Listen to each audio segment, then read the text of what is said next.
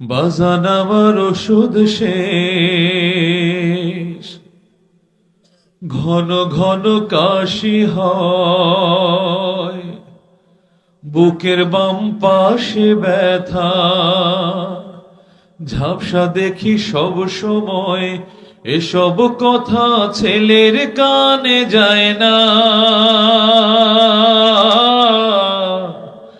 অথচ ছোট্ট বেলায় করতো কত বায়না। বাজান আমার ওষুধ শেষ, ঘন ঘন কাশি হয়, বুকের বাম পাশে ব্যথা, ঝাপসা দেখি সব সময়, এসব কথা ছেলের কানে যায় না, অথচ ছোট্ট বেলায় করতো কত বায়না।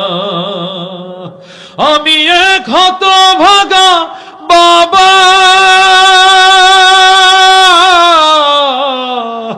আমি মরে গেলে ওষুধ কার কিনে দিবা, আমি মরে গেলে তুমি কারে বাবা ডাকবা।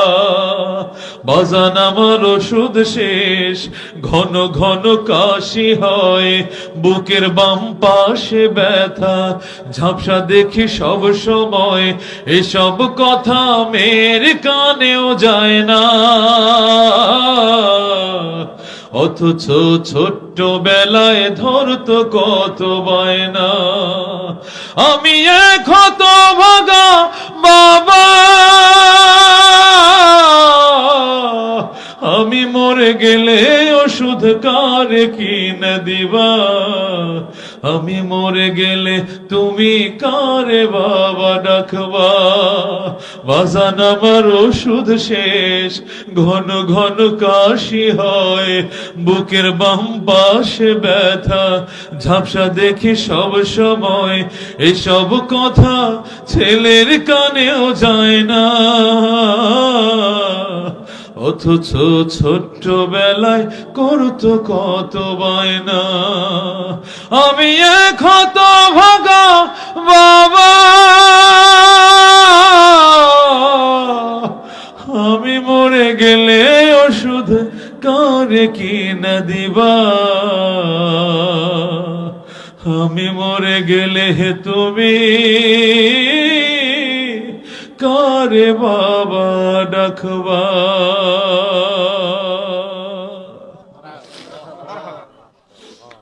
অনেকেই কান্না করছেন। সন্তানদেরকে বলবো, বাবা মায়ের এতটুকুই চাওয়া, এতটুকুই চাওয়া, একটা সময় বাবা টাকা জমিয়েছে, একটু ভালো খাবে, একটু গোশত কিনবে, একটা মরগ কিনবে, অথবা 1 কেজি গরুর গোশত নিয়ে বাসায় রান্না করে খাবে। সেই মুহূর্তে ছোট ছেলেটা বায়না ধরেছে, আমাকে এটা কিনে দিতে হবে। বাবা সেদিকে না তাকিয়ে তোমার বায়না পূরণ করেছে। আজকে তুমি টাকা ইনকাম করো, বাবার বুকে ব্যথা, তোমার বাবার কথা আজ তোমার কানে পৌঁছায় না। এই ধরনের সন্তান পৃথিবীতে বেঁচে আছো, কবরে গিয়ে জবাব দিতে পারবে না। আল্লাহ রাব্বুল আলামিন আমাদের নেক সন্তান হওয়ার তৌফিক দান করুন।